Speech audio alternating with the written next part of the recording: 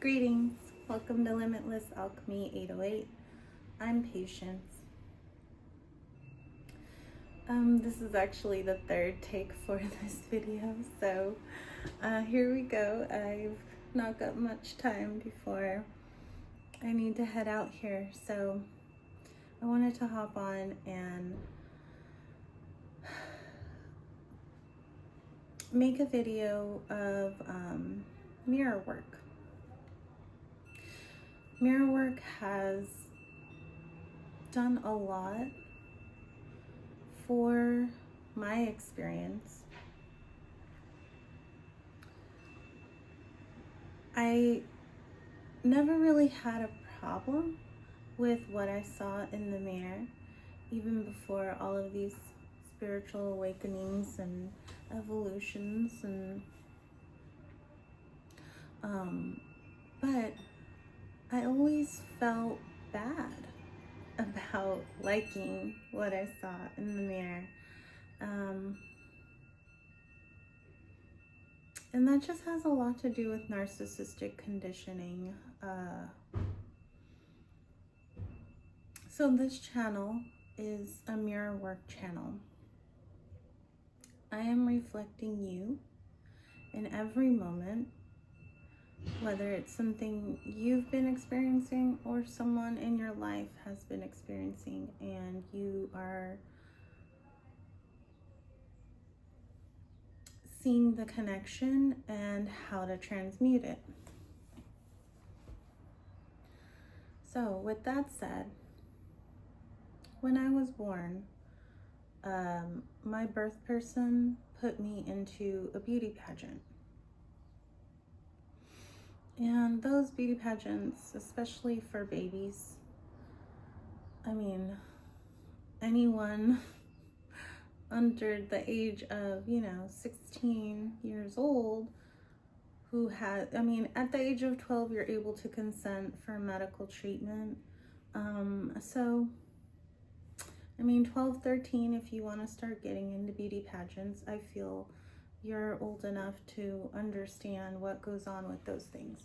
Anyone under that, why? It makes absolutely no sense. You're just hypersexualizing and parading young children around. For what? So, for your own external validation. Because my birth person told me that the only reason she put me into the beauty pageant is because she knew I would win and she could have bragging rights. And she said, and you were half asleep half the time. Or no, she said, you were asleep half the time. And I was like, yeah, because I was a toddler, like a year old.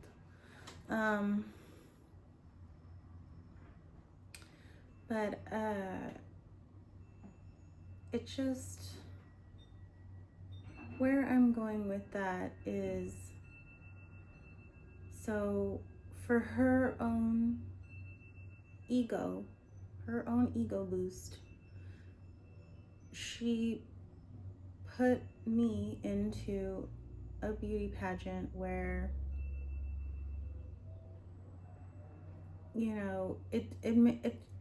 there was no point. Nothing came out of it. She didn't put me in beauty pageants after that. I was the only one. And so I was like, okay.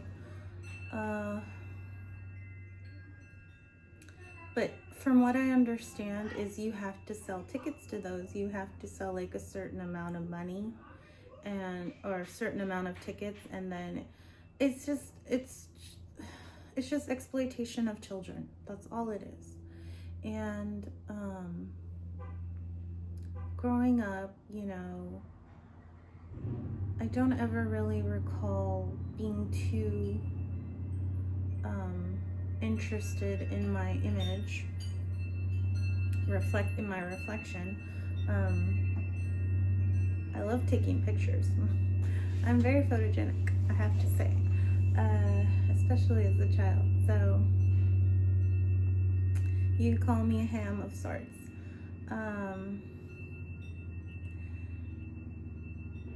But once I got more into like teenage years, you know, middle school and everything,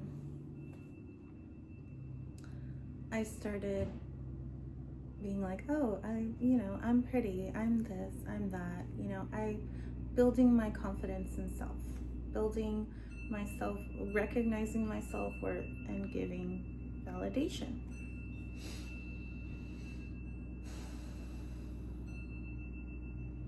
Even though I was bullied for my weight, for my body type, from about 6th grade and up, I still, you know, I would focus on my eyes, honestly. I'll just say, I would focus on my eyes and say how much I love my eyes and everything. And that was just something I relied on to keep up my self-confidence.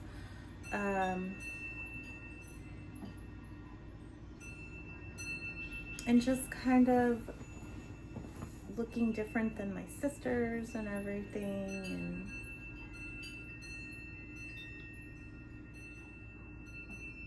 as I got older and was in a relationship with my former husband, he would always get jealous that people would compliment me on my eyes. And he has green eyes as well, but his are darker than mine. So we would be out together and people would compliment me, and he would be like, I have green eyes too, why aren't they saying anything?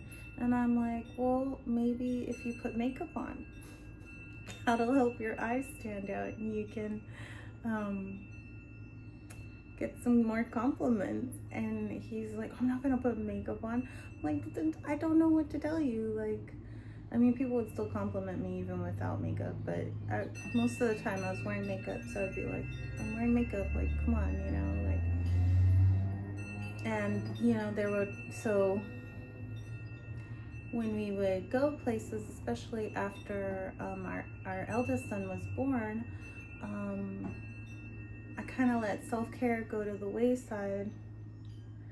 And even more so, like, I'm pretty much like a basic sort of person. I don't really have a skincare routine. I wash my face, I moisturize it. I like to use rose spray, rose facial spray and stuff, but for the most part, I don't really do a lot. But I am working on that, taking more time to enjoy, you know, shower or bath or whatever, or going to get a massage or get nails done, whatever, like doing spa things. But he would tell me before, you know, we're going out he's already ready, but he had been ready, and I was taking care of our son, getting him ready and everything, and then getting myself ready. And as I'm just putting on eyeliner and mascara, which takes me all of 3 minutes, he would tell me, okay, come on, let's go already. You're not going to prom. And I'm just like, I just want to put on some makeup, like.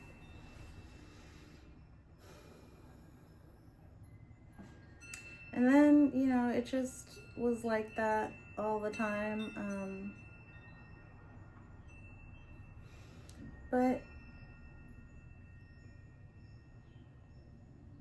I saw a video in passing on YouTube that said that lack of self-care is a response to narcissistic abuse. And I just feel that carried all throughout my timeline up until this point. And doing mirror work, leaning more into that aspect. It's still external validation. Oh, thank you. It's still external validation. I'm I'm going to the projection, the image that I see in the mirror, and talking to it. I'm affirming the image that I know is just static, but I still go to it and tell it, you are magnetic, you are magical, you are mystical, you are the main event, you are the total package. You are always chosen because you choose yourself. So that has transformed a lot within me, where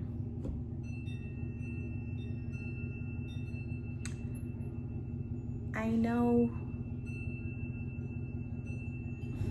and you look just like me, but in your own way. Can you understand what I mean? 1111, as I had said that.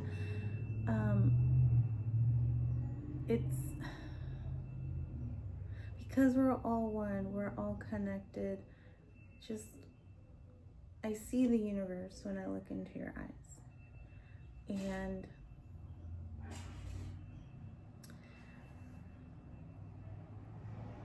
it's just,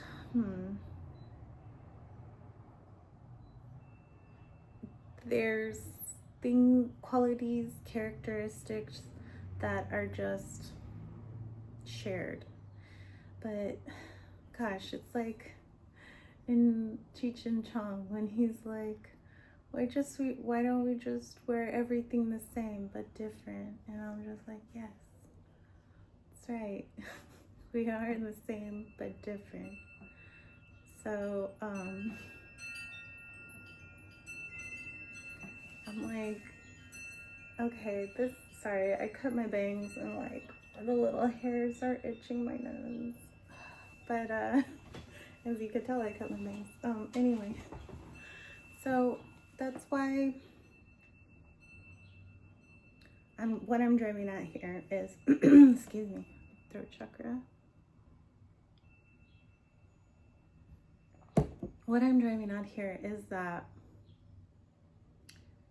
don't feel so bad about going here on YouTube to find validation, confirmation, information, because that's what the experience is about. That's what it all is. Yes, you know everything within you. I mean, but a wise being knows they don't know everything. But you know that what is for you is within you. You know that what you're doing is what you should be doing in the time that you're doing it. Of course, keeping in mind, doing no harm, taking no shit. If you're just going after your goals and dreams, what you're doing is what you should be doing in the time you're doing it, obviously.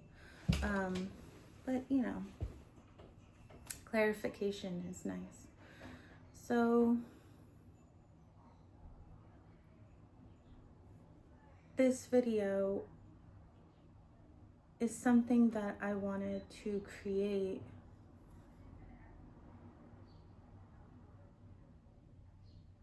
to fortify, to amplify, to reveal all the wonderful qualities within you. Because you are me, I know that everything I have within is also within you.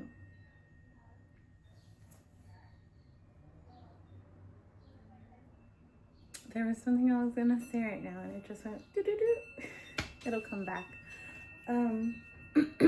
But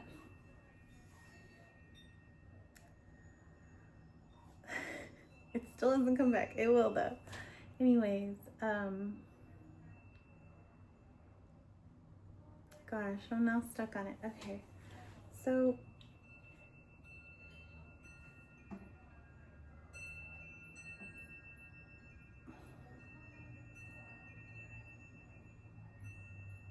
we just had the solar eclipse today. I believe it was partial.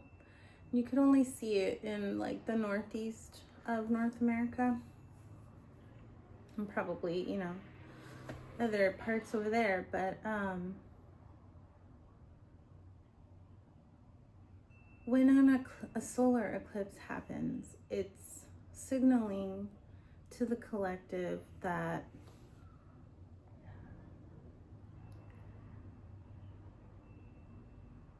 what's being hidden, what's being pushed aside, what's being maybe on the back burner,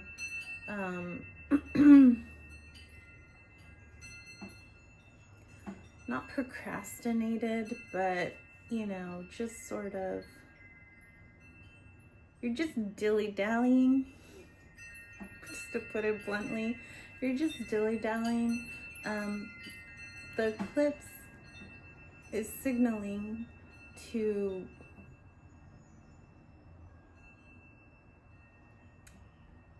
push that aside and chase your expansion, chase your abundance, chase your highest excitement.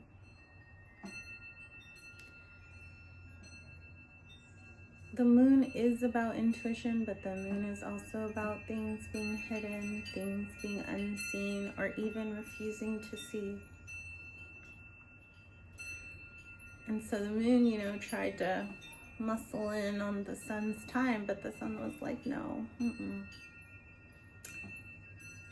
there's no dimming this light. So take everything that's been said, please, and know that it resonates for you. It applies to you, whether directly or through someone in your life, in your timeline. And I know I'm probably, like I said, I still haven't remembered that other thing. So look forward to a series of mirror work videos. Oh yes, it's definitely something that I enjoy doing, and I'm so glad you're here having fun with me. It's truly my highest excitement to reflect to you the qualities that you love and like about yourself. Oh, it came back. Thank you, universe. So 808, thank you, universe. So a lot of the relationships that we have in our timeline are karmics. Karmics are always going to reflect to you things that should change or die away before you can move forward with your ascension. Basically, living your dreams. And it's all part of our soul contracts before incarnating, who are going to have the biggest reflections in our lives, and who are just going to, it's if you've ever heard before how others are in your life for a reason, a season, or a lifetime. So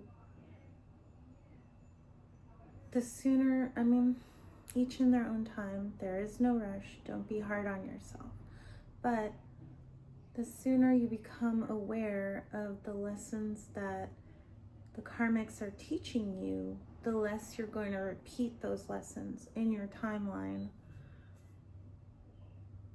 the less you're going to come in contact with those sorts of reflections, because you've elevated above that frequency, so you can no longer experience the frequencies of that level. You're just on a different level. And I'm just so glad you're meeting me here. It's really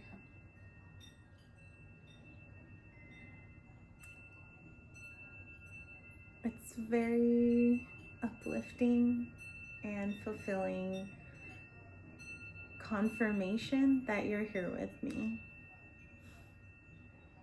I'll see you in the next one, okay? Stay soft, stay sweet, and stay pure. Love you. So I remembered, I was washing the dishes right now, and another form of self-care is spoken affirmations. So saying out loud, or ask-firmations, which are also quite effective, communicating with the universe, subconscious, oversoul, higher self, because we're taught to believe that, and this has a lot to do with neurodivergence, phobia, and just the whole eugenics bullcrap. Like, I'm not even going to get into that right now, because this is just a little add-on here, because I remembered. But they teach us to mask, to fit in with society, and basically internalize. You have that, just internal dialogue,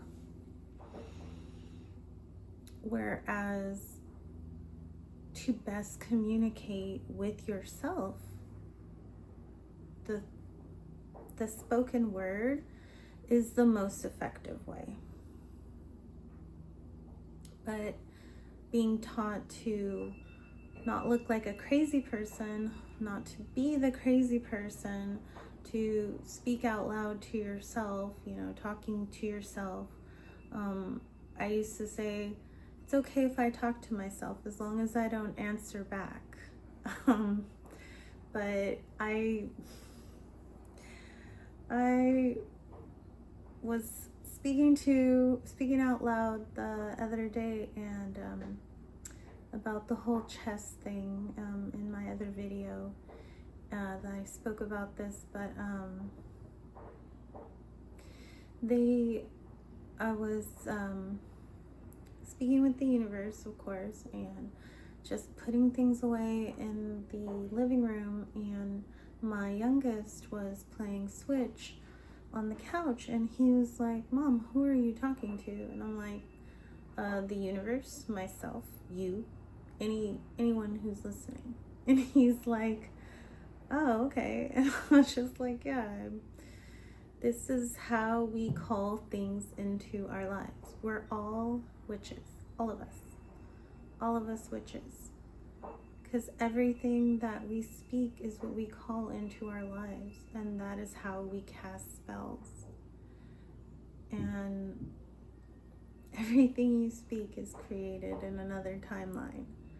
So that is why we're all witches. But that was a download that I had received the other day, and then the more and more of us who are utilizing our voices to speak what we want into our lives and not worry about how it makes us appear to others. Because if we're calling things into our lives that are not causing harm to others, then what business is it of theirs? None. They should just focus on themselves, just as we're doing. Okay, take care.